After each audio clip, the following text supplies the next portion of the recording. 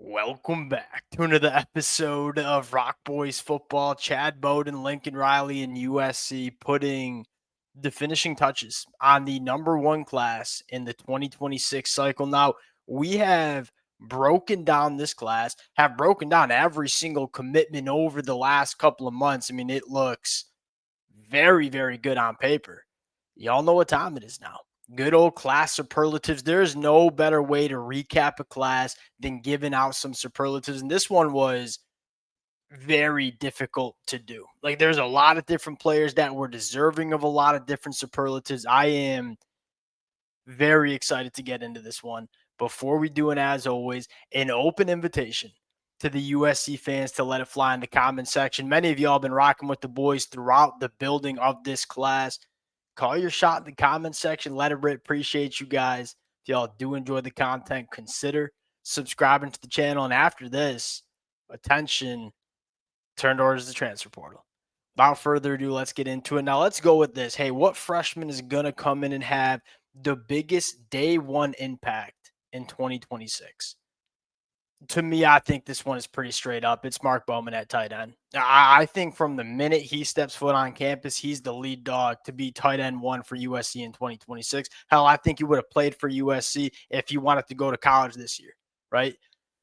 It's not a shot at Walker Lyons. And look, the thing with USC is, like, as Lincoln Riley has leaned into running the football a little bit more, you're seeing a lot more two tight end sets. With Lake McCree going to, finishing up his USC career, you might say, Walker Lyons and Mark Bowman are going to be the guys. And what I love about Mark Bowman is that this kid, he's everything he's been built up to be, at least in my opinion. A tight end that you can center your passing attack around. And he's really easy to get on the football field. Look, for a lot of these freshman tight ends, what keeps them off the field is, are they ready to be inline blockers, especially in the Big Ten? I ain't all that concerned about Mark Bowman coming in and having the physicality necessary to be an inline blocking tight end. He very clearly likes to do it on the film. As a pass catcher, you're just a matchup nightmare. The definition of a big body that moves like a wide receiver. You want to ask a linebacker to carry this kid up the football field, that ain't going to happen. You want to ask a nickel corner or a safety to deal with him, they're just too small. Matchup nightmare. There are not many tight ends you can build a passing attack around. Mark Bowman's one of them. There's a reason USC, look, for the guys that USC really paid some money for, I'm expecting most of those guys to get on the football field immediately in 2026. I think that's part of the reason why you saw Chad Bowden and Lincoln Riley spend the money they did on a couple of these cats. Number two superlative, going back to the big class. Biggest day one impact that we need to happen. Like, Mark Bowman to me is going to have the biggest day one impact. Who's the guy that I think we need to step up in 2026? There's a couple of names that come to mind. Look, Tom, Jamian Winfield. Those are two names that certainly deserve some buzz. I mean, you're looking for USC to kind of take back the line of scrimmage in 2026. We did not have enough dudes along the line of scrimmage, specifically on defense, in 2025. You hope for them both to play a role. I'm going to go with Luke Waffle, though. Yeah, for one, I think this kid is capable of doing it. I mean, he is – best way to describe Luke, Mack truck. He's not the twitchiest or bendiest edge rusher. He's probably the most powerful edge rusher that you see in 2026. I think he's going to be more than capable of holding up in the run game. I think he's going to be really disruptive as a pass rusher, and Anthony Lucas is going to the NFL. Braylon Shelby has a decision to make. I would like to see him come back for one more year. You have a guy in Cam Crawford, but outside of that, the edge room is not as deep as you would like. I would expect it to be a position that it gets addressed in the transfer portal, but I look at Luke and say, look, you kind of need him to step up. I think he's more than capable of doing it as well. This one I'm really excited for. Diamond in the rough. There are a lot of headliners, you might say. Like, some of the best players across the country at the high school ranks are coming into this USC program. And they're the ones who take up most of the space. Hey, who is the diamond of the rough? The guy that maybe we don't talk enough about, but a guy that I think will be a difference maker for USC, I'm going to go with Madden. Ball hawk, man. And the reason why he's flying under the radar is he's not super big, 5'11, buck 65. Doesn't have crazy track and field times. This is not a guy that he ain't going to walk into a room and make your jaw drop. When you turn on the film, there's just not many more impressive defensive backs. I think he's certainly going to play safety for USC, even though he's listed as a cornerback. Ball hawk. This is a guy that had finished his high school career with over 20 interceptions, and for good reason. You know who he reminds me a lot of? Rod Moore at Michigan. And why I say that is Rod Moore came into Michigan and was not the biggest name in the class, was not the biggest, was not the strongest. And look, Madden's not going to be the biggest or strongest. If you're looking for more physically impressive safeties, go look at a guy like Jet Washington, who's going to be a very good football player for Oregon. This kid gets it. The football IQ, the instincts. Look, you don't run into 20 interceptions at the high school ranks. This kid is exceptional at manipulating quarterbacks, manipulating their decision making, go play right time, right plays, making plays consistently. And here's the other thing I like about this kid. He does play a little bit of cornerback. I think he can hold up in man coverage when you want to ask him to. If you want to ask him to come down the hill and fit the run, he's not going to be the biggest. Man, he's more than willing to be physical when it's necessary to be physical and get involved in the run game. In terms of pure football players, there are not many players in this class right now that I like more than Madden. Diamond in the rough for me. How about the blue chip? And what I mean by the blue chip is, hey, what's a player that is committed to USC that might not be a top 10 NFL draft pick, but is going to be a multi-year starter? A guy that I'll just put my stamp on right now and say, I would be stunned if he's not a multi-year starter for USC. Give me Brett Colajay coming from IMG Academy. Number one, just a really big, physical, nasty kid. This kid, to me, in 4 years, if we're talking about him being the heart and soul of USC's offensive line, would not be surprised. If I wanted my offensive line to take on a persona of one player in this class, it's Brett Colajay. This kid plays with another level of mean streak. Really, really polished. Strong kid who's a good enough athlete to climb to the second level. I don't think he's the best athlete in the world, but he's a really good football player and has the ideal physicality you're looking for in the Big Ten. I don't know if he'll start him. I think he's capable, by the way. I think he's very capable of starting immediately as a freshman. I don't know if he will because Alani Noah might come back. Tobias Raymond's probably playing the other guard spot. I mean, you have some guys that I think will be difficult to unseat. Brett Colajay is going to be in the 2 deep, and I think he has a chance to get on the football field immediately for USC. Going back to it, a couple more superlatives I want to give out. The boomer bust prospect, the guy that I think it could work out.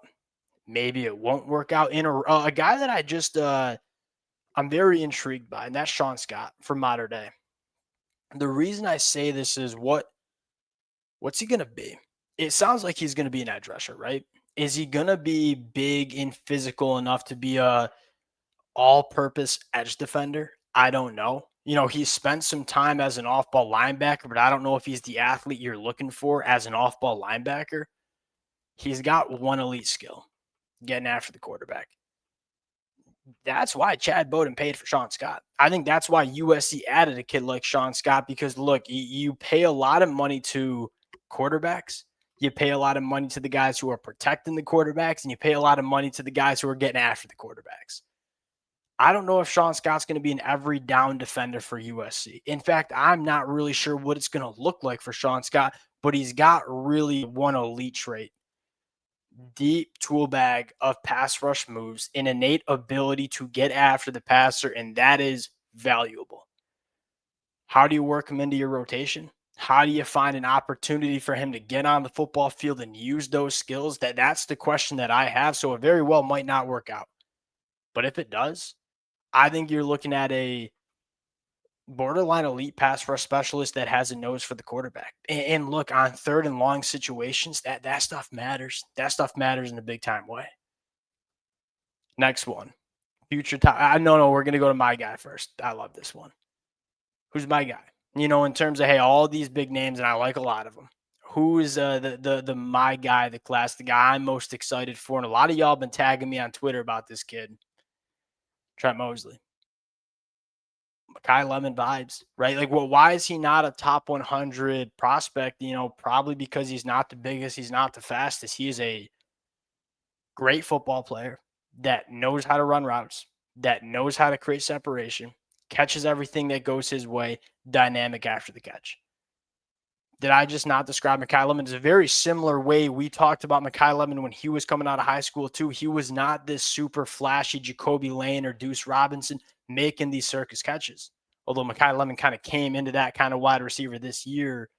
The thing I loved about Makai Lemon is, look, he's going to get open at all three levels. And he's going to give you juice after the catch.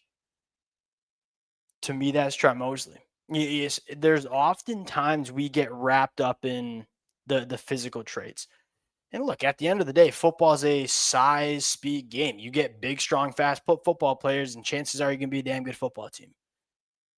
Sometimes you just have to go evaluate the football player too. They might not be the biggest, they might not be the fastest, but if they're damn good football players, go bet on them. That's Trent Mosley. And that's an interesting conversation. I'll take you back to the big board, if you will. And these wide receivers, there's an opportunity here, right? Makai Lemon's going to the NFL draft. We expect Jacoby Lane to go to the NFL draft too. Like, there is some opportunity for these young pass catchers to come into USC and immediately provide value. Now, I think the only wide receiver that we feel comfortable about going into 2026 that's on this roster is Tuna Kynes. I think that's why USC took 6 wide receivers. I think that's why USC flipped Caden Dixon-Wyatt late in this process. Hey, we don't want to have to go to the transfer portal and go grab 3 or 4 wide receivers. In an ideal world, we have some of these freshman wide receivers who step up immediately for us in 2026. Let's go bet on numbers. Who's it going to be? If Trent Mosley replaces Makai Lemon, and again, you can't expect a freshman to fully replace Makai Lemon year one, but if he can provide some of that skill set, I wouldn't be surprised. I think Ethan Booby Feaster certainly has a chance. I think Caden Dixon-Wyatt certainly has a chance. That there are a lot of these wide receivers that they're going to have the opportunity, and I think many of them have the ability to. And I'll say hand up, I was dead wrong about Tanook Hines last year. I thought Tanook Hines was going to need a year. When I went back and watched Tanook Hines out of high school, he seemed like a long speedster that, hey, I can work vertically down the field. I'm the fastest football player on the field, but I'm not necessarily a fully polished wide receiver. Tanook Hines came into the summer for USC and took that wide receiver 3 spot right by the horns. Boy, was I wrong about him. Who's that wide receiver going to be? I think you got a couple of options for that. Last one, future top 10 NFL draft pick. This one to me is easy. Kenny Pepe. This kid doesn't really even need to play a snap of football. If he doesn't play a snap of football in 3 years, the NFL is going to be interested. You just don't find these kind of guys that move the way he does. I mean, he is all of 6'7". He's all of 320 pounds. You turn on the film from him at IMG Academy, and look, it's not perfect. I think in an ideal world, he needs a year. And that's why I think it's so important for USC to retain Elijah Page for one more year. You clean up some of the consistency stuff with this kid, and you get the best out of him, the NFL is going to be drooling over him in 3 years. There's zero doubt in my opinion. Just God don't make many guys that look like this kid. He's my future top 10 NFL draft pick. Some names that I left off. Like, look, I love the running backs coming in, specifically Deshaun Bordeaux. Big fan of the defensive line class. We didn't really shout out Jamian Winfield, but I think he's going to be a stud. Really, really like linebacker Talanoa Illy, who I think will have a chance to work his way into the rotation. There's a lot to like about this class. Those were some of my picks. I cannot wait to hear the USC fans in the comment section, because if there's one thing I know, the USC fans care about this stuff. And I know damn well y'all follow it really closely. Let it fly in the comment section. Call your shot. Appreciate you guys. It's been a blast covering this team on the recruiting trail, getting geared up to cover this team in the transfer portal. I can't wait. Appreciate you guys, and we'll talk to y'all later. Peace.